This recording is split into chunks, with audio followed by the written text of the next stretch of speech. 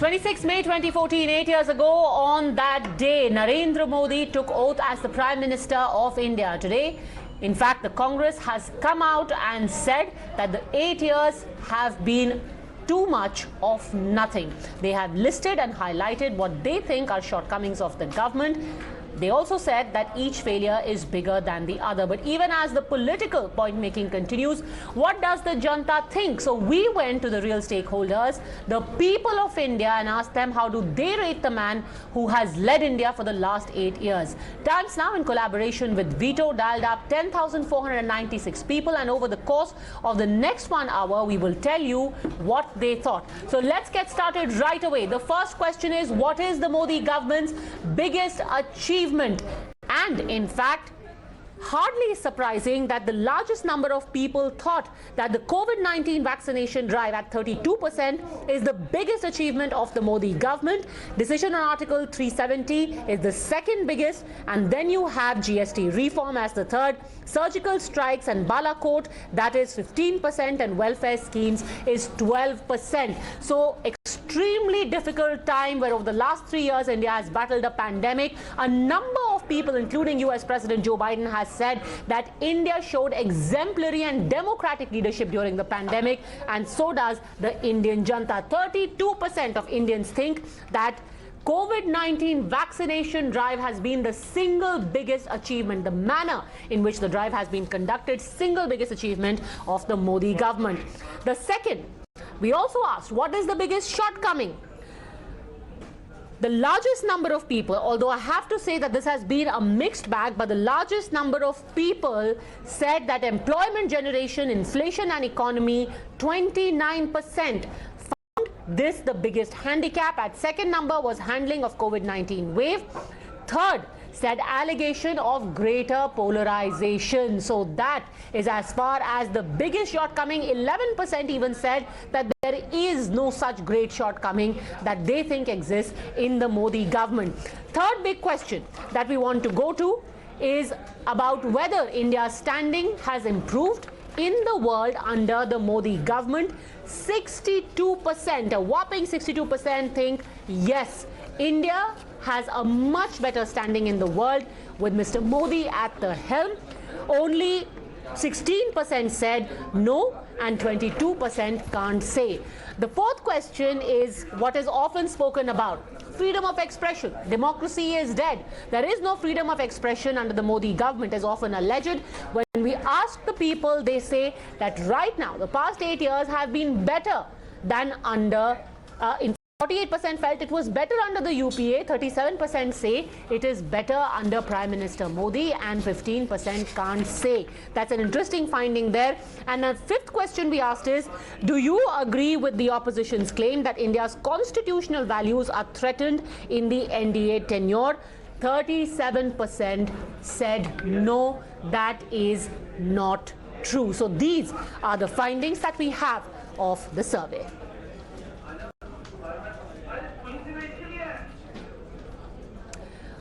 All right, joining us now on the debate, we have Ghanshyam Tiwari of the Samajwadi Party, lawyer Ishkaran Bhandari, senior journalist Shekhar Iyer, senior journalist Ashutosh, and Kakoli Ghosh Dastidar of the Trinamool Congress. Let me first come across to you, Ghanshyam Tiwari.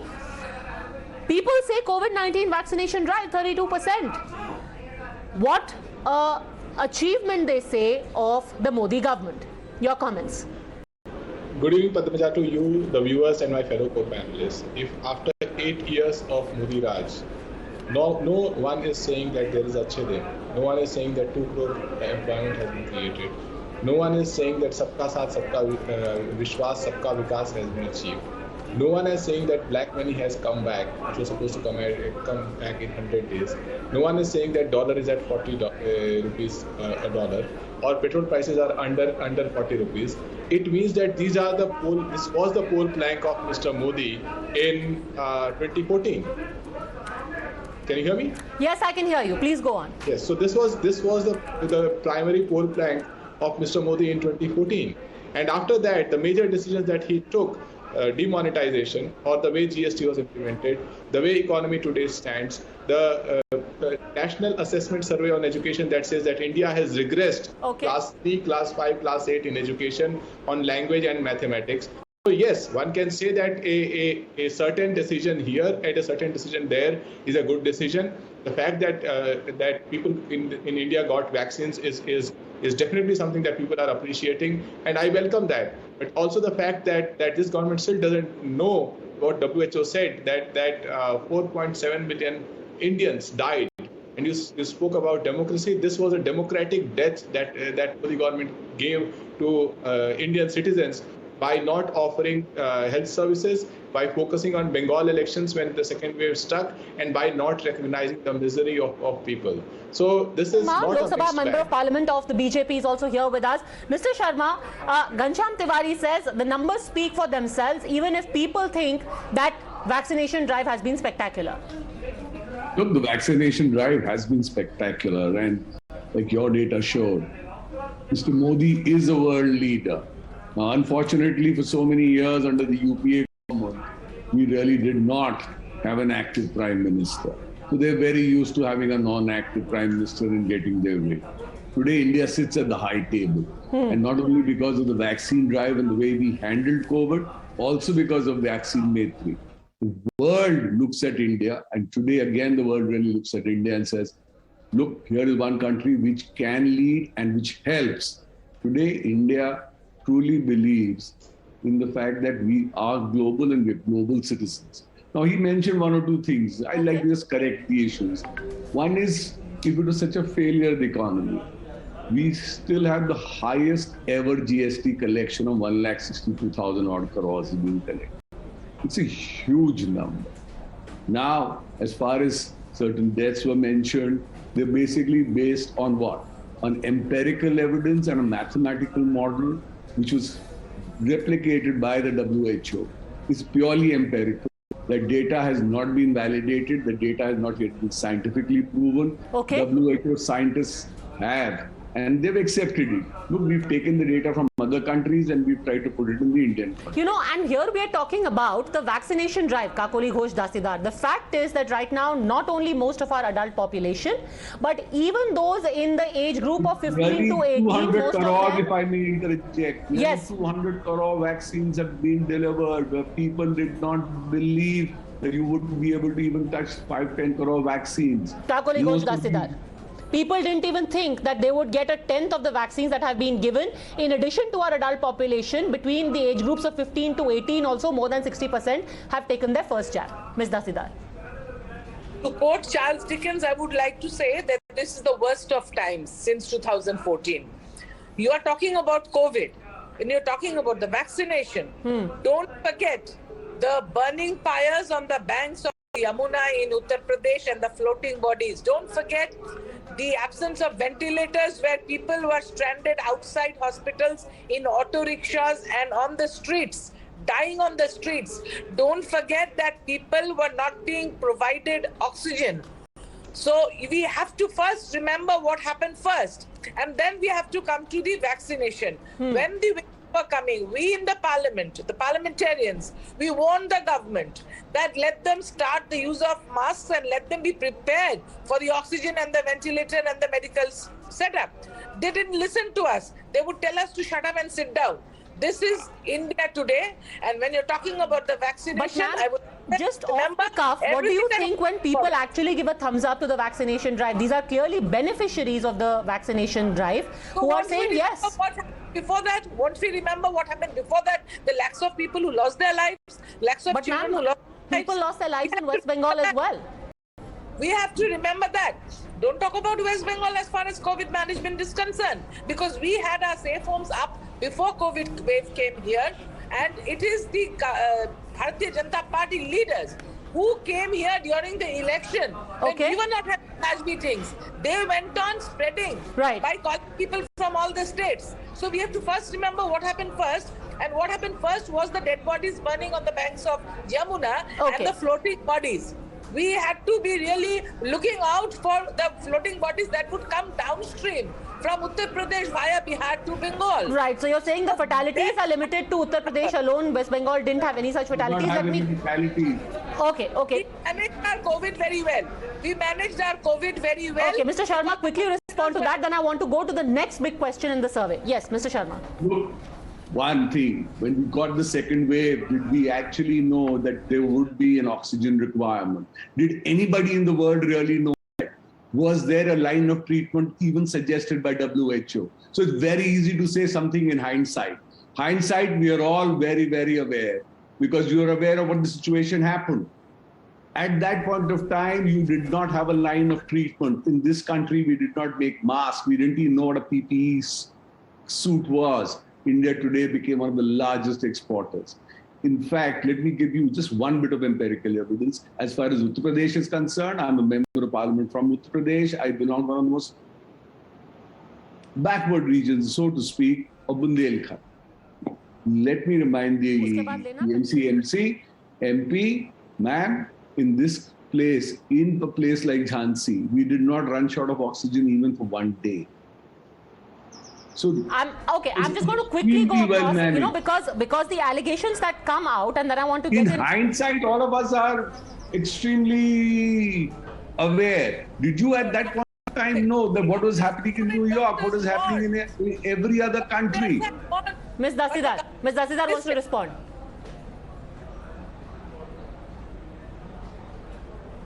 Yes, Ms. Dasidar, you wanted to respond. I said the doctors had already warned. He's talking about hindsight.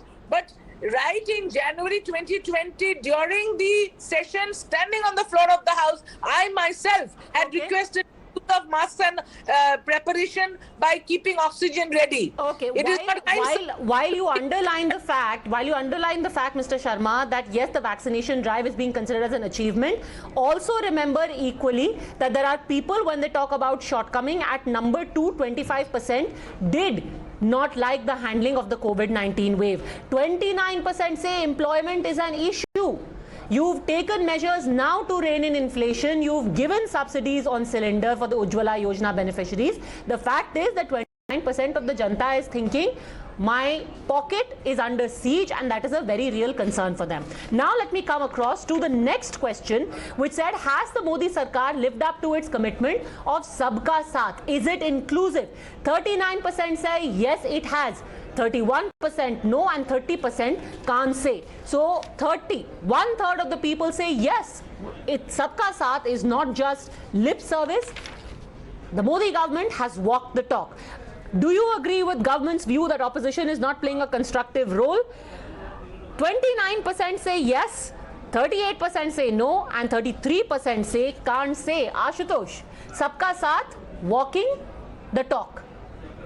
People are buying into it when the Modi government says yes, welfare for all and appeasement for none. Ashutosh. First of all, I would like to comment on the COVID thing. I think a lot of thing has been said about it, but let's not forget, I think we all got a small, very short memory. Supreme Court has not acted in time. God knows how many people would have more died. 23rd April 2021. The Supreme Court said the situation is alarming. There is a national emergency and want to say national plan to deal with oxygen, essential drugs, and the manner of vaccination. This is a clear indictment on the Modi government by Supreme Court that the government did not have a national plan to deal with COVID and the vaccination. Again, government did not, was still in the sleep. 31st May 2021, Supreme Court led by Justice Chandrachud said, please smell the coffee, prepare vaccination policy. So when the country was reeling under the... With government's view that opposition is not playing a constructive role, 29% say yes, 38% say no, and 33% say can't say. Ashutosh, Sabka Saath walking the talk. People are buying into it when the Modi government says yes, welfare for all and appeasement for none. Ashutosh. First of all, I would like to comment on the COVID thing. I think a lot of thing has been said about it, but let's not forget, I think we all got a small, very short memory. Supreme Court has not acted in time. God knows how many people would have more died. 23rd April 2021. The Supreme Court said the situation is alarming. there is a national emergency and want to say national plan to deal with oxygen, essential drugs, and the manner of vaccination. This is a clear indictment on the Modi government by Supreme Court that the government did not have a national plan to deal with COVID and the vaccination. Again, government did not, was still in the sleep. 31st May 2021, Supreme Court led by Justice Chandrachud said, please smell the coffee, prepare vaccination policy. So when the country was reeling under the worst ever epidemic, where was the government? If Supreme Court had not intervened in time, was government waiting that the Supreme Court should make them awaken? But Only sir, then. But sir, the Janta seems to think it may seem facetious, but the fact is people are still confirming that the government's performance is something they are happy with vis-a-vis vaccination. I think if Supreme Court, two judgments, two observations on 23rd April and 31st May clearly says if it had not been nudged by Supreme Court, government did not have a plan, national plan. Okay, Shekhar, you agree? About oxygen. The vaccination national plan was formed only because of Supreme Court's nudge. Definitely, during the COVID, there were terrible moments of pain and anguish and the kind of sickness we saw. But just also remember that subsequently, whatever has happened, here we just heard about how well the West Bengal did. But I remember very clearly that West Bengal was one state where people were refused to death certificates for their kin who died of COVID. The state health department directed the hospitals not to issue certificates because they wanted to suppress the death figures. This is a well-known fact. And Union Health Ministry kept on prodding for figures. And so that is one case. Now, as to what has happened, the kind of mobilization that was done for supply of oxygen, the kind of mobilization that was done for supply of essential medicines. I mean, nobody says that the Modi government did a great job. Okay. But definitely there were terrible moments, but those moments were overcome. It's not just the public memory was shot. It's very unfortunate. So many people died. But look at the situation, what happened in the Western countries, which have the best of health infrastructure, with the best of forecast planning and ground implementation. But what happened in America? What happened in Europe? What happened in UK? Now, if you compare that, we didn't do badly, but we could have done better. Definitely we could have done better. Today, when you look back, yes, there were terrible moments, but state governments cannot escape blame. State governments cannot escape blame. The center did it. Yes, there's always room for improvement, but we've done better than most. Ghanshyam Tiwari, would you like to respond to how people have reacted to Sabka Saath? This whole thing about polarization, increasingly we talk about it, but majority of people think it's okay. Appeasement of none, development for all. Well, I'm absolutely amused to see so many can't say on something which is as simple as that. In Uttar Pradesh, a chief minister starts the election campaign with a hate speech which is 80-20, which was then soft landed by various media. Then in that case, sir, you are saying that people who voted him to power with a clear and comfortable majority are all hate mongers as well? If the chief minister is giving a hate speech and people are voting for him, then they're all hateful people in UP. 3 crore people voted against. I think we are discussing a set of issues. If the fact on election results is the only thing that's a foregone conclusion. But if you're talking about the Sabka Saath, Sabka Vikas, in India, a man is lynched on suspicion of being Muslim. In India, TV channels, largely those who support BJP, day in, day out, play Hindu-Muslim debates in our drawing rooms and outrage people. And BJP spokespersons come and present themselves as the saviors of Indian civilization. Sir, it is a shame that a future generation will look at this kind of narrative that Mr. Modi, Mr. Amit Shah, Mr. Adityanath built in the country, where day in, day out, we don't talk about the if you really want to talk about Sabka Saath, then one can equally argue that there are many non-BJP states which saw violence during Ram Navami or Hanuman Jayanti, and Uttar Pradesh, which you said was kick-starting the hate campaign, was the single state which did not have a single incident of violence. Day before yesterday, Yogi Adityanath said that we had over 10,000 loudspeakers removed from mandirs and mosques equally, and with only by having a dialogue. Padmaja, name a chief minister who has a case of murder against him. Name a chief minister who has a case of promoting, of creating animosity among religions amongst him. If Adityanath is the benchmark of chief ministers by which we are going to judge whether there is religious harmony or not, I think our axis has far moved from what is fair. Well, as far that as may apply to the 39% of the concerned, respondents also. I can't speak for them about their moral compass or their axis, but apparently people seem to think that the approach right now is even-handed. And also remember, Mr. Tiwari, this was not about Yogi Adityanath. It was about the Prime Minister. So maybe the two figures are judged very differently. The approach is that the Information and Broadcasting Minister is the man who said Goli Maro. The approach is that day in, day out, this government knows that if it's like, keep polarizing people, distracting them on Hindu-Muslim agenda through media channels, people will not talk about employment, people will talk about regression in education, people will not talk about the price rise. And it's ironic that you say that on a show where we literally went to people and asked them what is the biggest shortcoming, and majority of them said that yes, we have a problem with jobs and with inflation. So it's unfair to say that people are not going to talk about it. And here we are talking about it.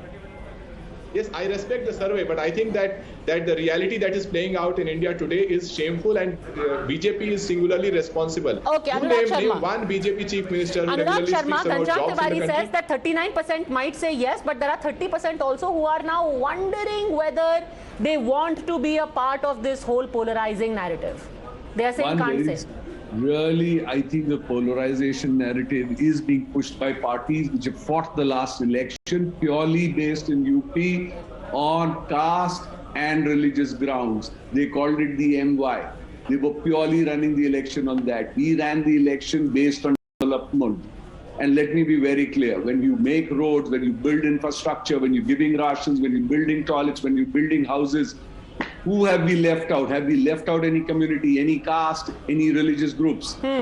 Please go and check that on the ground. I did yesterday in my own constituency at least 5 different households, and we found that they were getting equal amount, everybody, including people who the Samajwadi was pandering to. I'm not going to make this religious, I'm not going to make it casteist, but you know who I'm alluding to.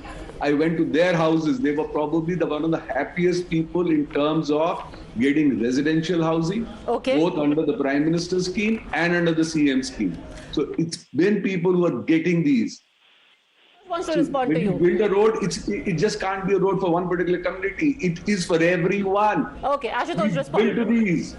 I'm really amused to listen to the BJP spokesperson, because as long as this constitution is there and alive and kicking, can a government in center and the state afford to distribute the government largesse on the can make a discrimination that these are the not things? Made it, that's what I just said. We never made a discrimination. Sir, I did not disturb you, sir. Sorry. So please listen to me. Listen to me. As long as this constitution is alive, no government, whether led by Mr. Modi or Atal Bihari Vajpayee or Manmohan Singh or anybody, can make a discrimination on the basis of the policy and its delivery. So please don't take credit for that. The day you will do that, your government will cease to exist. The point number 2. I think your government has created and it was as an informal structures where how the Muslims are targeted. You have become a judge, you have become a jury, you have become a police, and you are going and bulldozing their houses. Not only in UP, but go to the MP and other places.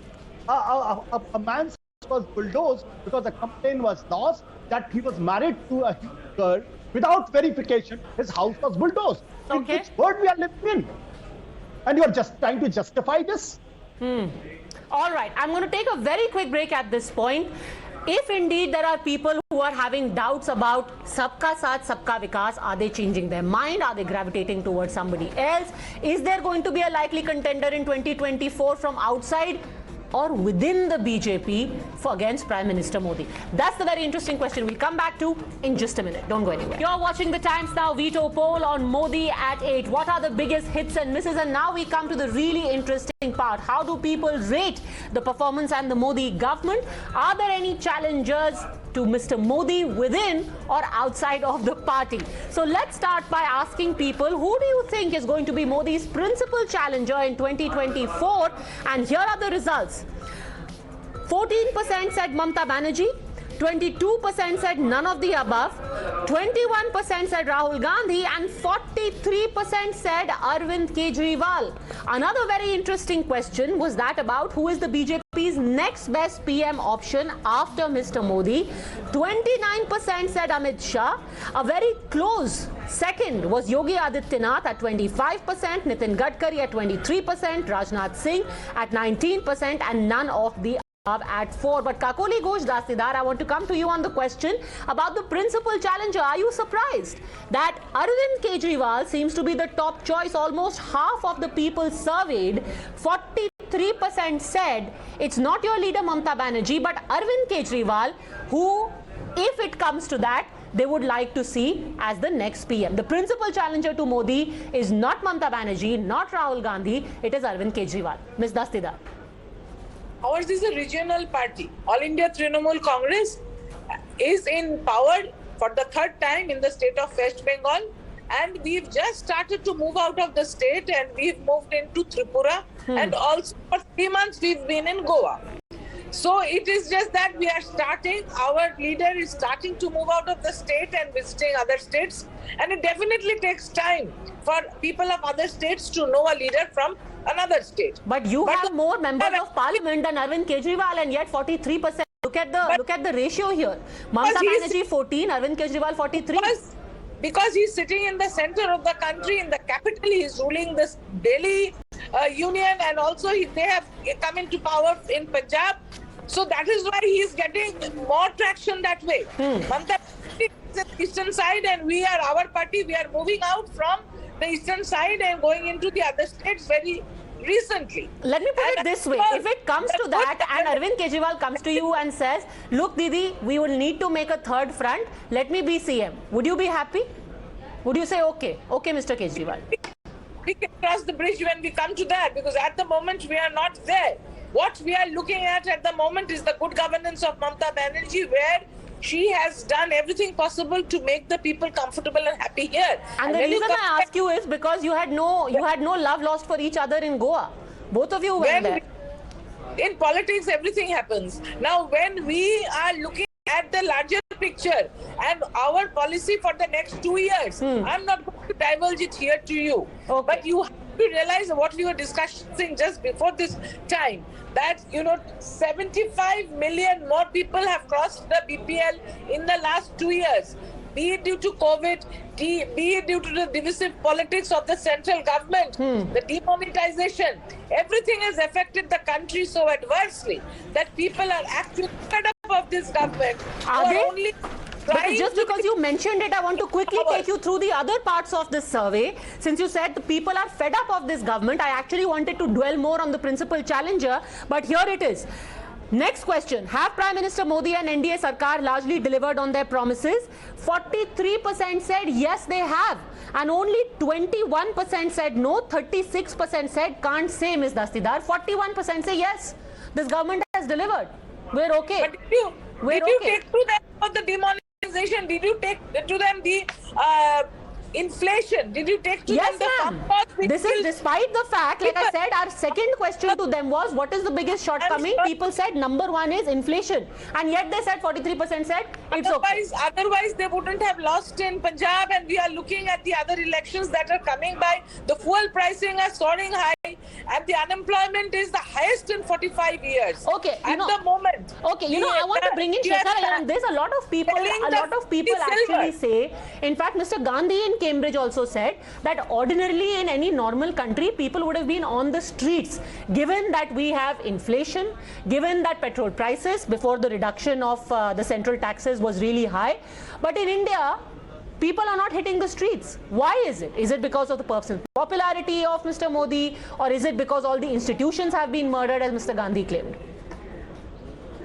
Whoever opposes, just 1 minute, one word. Yes. Whoever opposes will have ED and CBI and the agencies knocking on their door, because this government is threatening the voice of opposition by sending the agencies. They're using the agencies erroneously, and so also this government is undertaking this kind of divisive politics that people are scared. Okay. That is why most people are not talking out. All right. People are scared, but actually, ma'am, 2 of your leaders have also been arrested for the violence that took place, which led to the murder of 10 people who were burnt alive. But anyway, we'll come to that in just a second. Shekhar Iyer, why is it that there isn't a greater pushback from people given the problems? Problems that people are acknowledging, by the way. Well, Padmaja, you'll have to appreciate the fact when it comes to the poorest of the poor, in terms of delivery on the welfare schemes, we have seen a lot of things that have happened which did not happen before. Otherwise, Yogi Adityanath would not have won Uttar Pradesh. For the simple fact, even we talked about demonetization, but in 2017 also, BJP won in Uttar Pradesh. So it is, those were moments of great difficulty which the Prime Minister himself has acknowledged. But the big thing is today, those who are talking about freedom, those who are talking about other things, are also people who have reasons for these agencies to go and knock on their doors.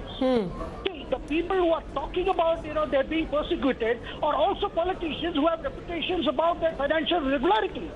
This everybody knows, because there is not a single case that has been pursued by these agencies that do not have a history of financial irregularities. Ghanshyam Tiwari wants to respond. I think perhaps Ms. Dasidar also would want to respond. Anubrata Mandal, you've got your education minister. By the way, the MOS of education, the state minister for education, was pulled up by the court. His daughter's job was taken away because of irregularities, ma'am. But let Ghanshyam Tiwari respond. Well, Padmaja, in 2014, if you had a similar survey that will Mr. Modi bring back black money in 100 days, you will have 90% yes. Will he bring the petrol prices to under 40 rupees? 90% yes. Will the dollar be under 40 rupees? Many of the BJP luminaries and so-called economists have said dollar would have been under 40 rupees. Will Lokpal be there? 90% yes. So Mr. Modi has a way to sell a lie and make people believe in it. Okay. So even after your overall survey, people are saying that they don't see employment, the education is regressing, the mehengai is troubling them, the health services are poor, COVID was not handled properly, black money is not back, right? There is no achhe din, and yet 43% think that the Mr. promises Sharma, have been what is this magic? upheld. What is this black promise? magic? Okay, look, I think the problem here is we are actually not giving enough credit. We don't seem to believe and trust the people of India. That's what it seems to be coming out from this debate. People are extremely well aware that it's a pandemic across the world. Second, people are extremely well aware, yes, there is inflation right now, but there was 7.5% inflation during the UPA Sarkar. People are extremely well aware that there is a war on between Russia and Ukraine. People are extremely well aware as to what is happening in the nations in the Indian subcontinent. People are extremely well aware. Okay. So it's not they realize that this is a Sarkar which tries and delivers its best. It's a Sarkar which has actually gone outside the mandate and taken care of some of the poorest people. We've had Mr. Gandhi saying things. Okay. But you should ask Mr. Gandhi, what was the inflation like during their times? Okay, Ashutosh wants to respond. See, I think sometimes we forget. Sometimes we forget that before COVID, when there was no COVID and there was no Ukraine war, even then the government had India had worst ever unemployment rate, highest in the 45 years, and in 8 consecutive quarters, Indian economy was going down, and it went down from 8 to 3.7. 3.7 pre-COVID GDP rate. I think that shows how the government has handled economy. It has created a crisis for itself, and this whole crisis is because of the Modi's economic policy do not have a talent also. So point number 2, I think why he's still having such a high rating. It's simply because opposition has failed to galvanize the anger among the people. Okay, opposition has failed. Since you're on that point, how would you react to people choosing Mr. Kejriwal, as a possible alternative? See, I'm not surprised, because in 2015 there was a survey done by India Today. Even then, Kejriwal is next to Modi and much ahead than the Sonia Gandhi and Rahul Gandhi and Mamata Banerjee and others. So today, if he is again having a second position with 43% people choosing him as a next challengers to Mr. Modi, I'm not surprised. Why it is I think so? other opposition leaders haven't understood the formula which Mr. Kejriwal has. That he will do the Diwali Puja, he will do the Hanuman Jayanti, Saurabh Bharadwaj will dress as Hanuman, he will do all of that, and then he will also do his welfare schemes, the free electricity and all of that. He's cracked the formula. Mr. Akhilesh Yadav hasn't. Mamta Banerjee hasn't. It's not cracking the formula. It's simply because people still have trust in Mr. Kejriwal that he can deliver. Okay. Other politicians who are respected chief ministers, they still could not generate that kind of a trust. Okay, so not generated trust. Maybe some people say they haven't generated the confidence that they can really lead the country. Shekhar Iyer, the interesting bit also was, who is the BJP's next PM option after Modi? What do you make of this? 29% said Amit Shah, 25% said Yogi Adityanath, 23% said Nitin Gadkari. It's pretty neck and neck. It's almost like a quarter people think. But Amit Shah still just has his nose ahead. Your thoughts on that? Well, I think it is too early to actually even ask this question, because if you ask even within the BJP, everybody would say it would be Modi who would lead the party in 2024 and thereafter. And until such time, Modi himself decides to, that it's time up. Because even recently he mentioned about, there are several tasks to be accomplished. Correct. Because a politician came and told him, they've already done second term, at least spare us of all these raids. No, but if there was to be somebody who's groomed for the future, because the grooming needs to begin now, you think this seems accurate? That Amit Shah at 29%, at Mr. Yogi Adityanath at 25%? Well, Amit Shah is one of the very important leaders in the party who has great at strategizing for election, and everybody acknowledges the fact that he is good at winning election, he is good at taking the BJP forward. I mean, there is no doubt about it. But this question, if you ask Amit Shah himself, he would say that this is something that the party will decide at the appropriate time. It's interesting. It is, can guess any name. But actually not, because just before the UP election results in the Indian Express event, Mr. Amit Shah was asked whether Yogi Adityanath could be a possible Prime Minister, and he says it cannot be ruled out. He did say it cannot be ruled out. Ashutosh wants to respond, but before you do, sir, I want to bring in Ghanshyam Tiwari. Would you be happier if Yogi Adityanath was out of your hair and came to the center? Ghanshyam Tiwari. Well, I think... metaphorically speaking, of course. There cannot be a bigger doomsday scenario for a democratic country like India, which has a track record of politics that gives respect and equal rights to everyone. That but this is India in 2022. Ajay Mishra continues to be Minister of State for Home. So I don't know what is the next qualification BJP is going to create for a Prime Minister candidate. But actually, this is not a survey within the BJP. This is a survey among the people. And the people said, well, it's either Amit Shah or it's Yogi Adityanath. Right. I welcome the view of the people. I'm just saying that there is the disaster that India is facing is that demographic dividend is going away, and that's not an election platter. Okay, Ashutosh. I think these numbers can dramatically change in few months' time for Yogi Adityanath. I think the man to watch in future is Yogi Adityanath. And why I'm saying so, because if RSS and the BJP wants Hindutva to be taken to a next level, the man who can take it to the next level is Mr. Yogi Adityanath. Amit Shah is still not seen as an icon of the Hindutva. So anybody who can be icon of the Hindutva, who has the capacity to other senior chief minister. Look at Shivraj Singh Chauhan, a chief minister the first time, but he is trying to imitate Yogi Adityanath. That has not happened with any other leader in BJP except Modi. So I think Yogi Adityanath is younger, he's more aggressive, he is a Hindutva icon as of now, and he is ahead in terms of who can succeed Mr. Modi. Are you saying Rajnath ji is not a Hindutva icon? Or Amit Shah? Rajnath Singh is 70 plus. Rajnath Singh 70 plus, forget about it. Rajnath Singh has always made a very ambiguous, vague, he has been very vague about Hindutva. Have you ever heard Mr. Rajnath Singh talking in aggressive tone on Hindutva? Ram Mathura, he's just trying to be there. Okay, that's very uncharitable. You're saying he's 70, forget about it. Just today morning he did yoga, but that's okay. Let us go to the final two questions. We asked, is Modi set to win a third term as Prime Minister in 2024? I don't really think anyone's holding their breath for the answer to this.